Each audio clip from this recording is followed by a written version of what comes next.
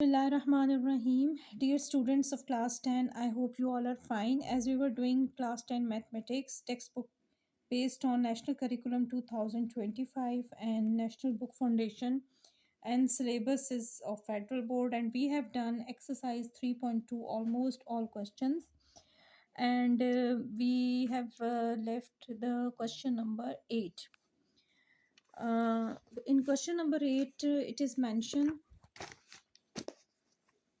that find the matrix z from these equations. So you have to find variable z from part 1, as it is mentioned that 4, and the first row there is only one number 5, in second row there is only one number 10, equals to minus 5z equals to 5 under the root.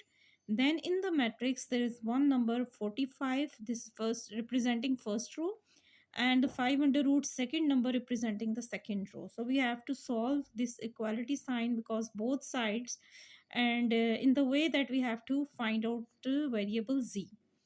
तो आए करते हैं इसको, अब अपनी notebook open करें. So let's start the question. Find the matrix G from this equation. तो आप देखें इसके इजी स्टेप्स हैं. आपने फर्स्ट स्टेप में पहले इसको एज इट इज़ लिखा, ठीक है. यहाँ पे ये आपने इसको फ्रैक्शन की फॉर्म में नहीं लिखना था, और क्या कहते हैं इसको जस्ट फर्स्ट रो और सेकंड रो करके, क्योंकि ये मैट्रिसेस हैं, तो यहाँ पे आप लिख लें सोल्यूशन. उसके बाद आपने ये करना है कि आउटसाइड नंबर 4 है, तो डेफिनेटली इनसाइड जो फर्स्ट रो का नंबर है ना 5, उससे मल्टीप्लाई होगा. 5 4 टाइम्स 20 और 10 4 times 40, and don't put here fraction sign.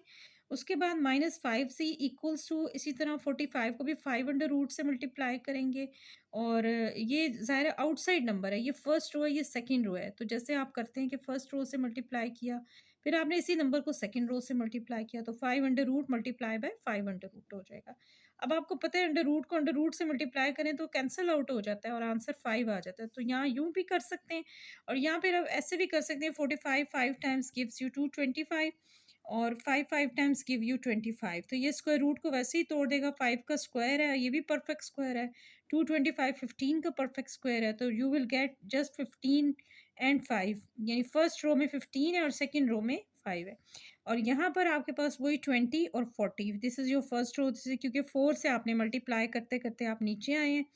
उसके बाद आप देखें यहाँ -5z ये लेफ्ट साइड से शिफ्ट होकर अगर राइट साइड पे जाके +5z हो जाएगा, तो हम इस मैट्रिक्स को यहाँ जब आप राइट से लेफ्ट साइड पे लेके जाएंगे तो उसके साथ नेगेटिव साइन आएगा.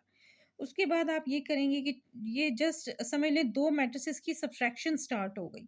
20 -15 जस्ट फर्स्ट रो को फर्स्ट रो के नंबर से किया, और सेकेंड रो 40, और यहाँ से सेकेंड रो 5, तो 40 -5 हो गया. तो what you will get 5 from first row and 35 from second row after solving the matrix. And here we have 5z. अब हमने तो निकालनी है z की वैल्यू. तो यहाँ पर आप देखें ये जो 5 है जो z से मल्टीप्लाई हो रहा है, जब ये लेफ्ट साइड पे अगर हम इसे शिफ्ट करें तो यहाँ पर आकर ये डिवाइड होगा. जब यहाँ से मल्टीप्लायर हमेशा अपोजिट साइड पर जाकर डिवाइज़र ही बनता है. तो 5 को 5 से डिवाइड करेंगे और 35 को भी 5 से डिवाइड करेंगे. जब ये आउटसाइड नंबर इनसाइड नंबर्स पर अटैक करेगा तो आपके पास क्या रह जाएगा, 5 5 से कट होके 1, और 5 35 डिवाइडेड बाय 5 मीन्स 7. 5 7 टाइम्स 35, तो 7 आ गया. यानी फर्स्ट रो में हमारे पास 1 है और सेकंड रो में 7 है, और यहाँ पर z अकेला रह गया क्योंकि इसके साथ 5 मल्टीप्लायर जो था वो उधर लेफ्ट साइड पे जाके डिवाइज़र बन गया. उसने दोनों रोज को डिवाइड किया, तो finally we get 1 and 7, and this is the value of z. यानी z is equal to रो 1 में 1 है, रो 2 में z है. ये एक मैट्रिक्स के इक्वल है. इसका आंसर आपके सामने, तो यहाँ पर आप इसके साथ लिख सकते हैं this is the final answer. अब आप इसके इसी का सेकंड पार्ट देख लें. सेम उसी मेथड से होगा, लेकिन इसमें और उसमें ये डिफरेंस है कि उसमें एक z था, इसमें 2 z आ रहे हैं. z +5 and -7 and equals to, फिर इक्वालिटी का साइन है, और 3z -5 एंड 3. ठीक है. अब आप इसको कैसे सॉल्व करोगे कि यहाँ से आपका सोल्यूशन बेसिकली स्टार्ट हो रहा है. तो इसको सॉल्व करोगे कि अब यहाँ पर जो z+ है, ठीक है, हम ये करते हैं कि इस z को, क्योंकि यहाँ पर भी 3z है, इसको हम शिफ्ट करेंगे लेफ्ट से राइट साइड को, तो 3z - z.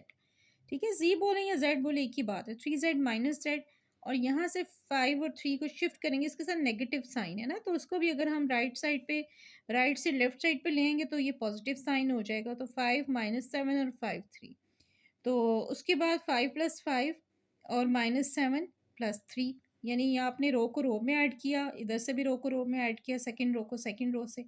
तो what you will get, 5 plus 5 is 10 and minus 7 plus 3 opposite science, they will give you -4। और यहाँ पर आ गया 3z minus Z 2z, 2z upon 1 है, कुछ भी नहीं, यानी 2 अपॉन 1 है।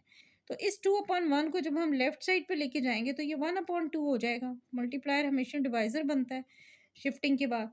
तो उसके बाद आपके पास आ जाएगा z अलोन, और यहाँ पर 10 अपॉन 2 और -4 अपॉन 2।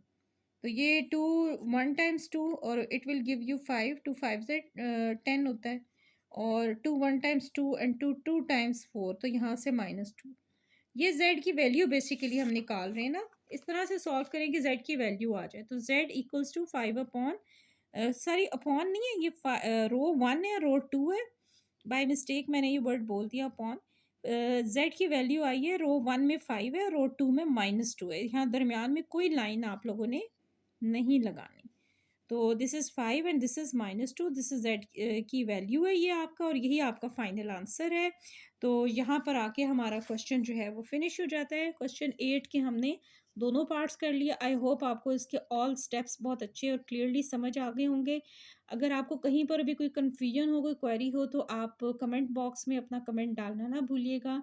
वीडियो पसंद आई हो तो उसके बारे में भी कमेंट डालिएगा, और वीडियो को लाइक करना ना भूलें, चैनल को सब्सक्राइब करना ना भूलें। अपनी दुआओं में हमेशा याद रखें।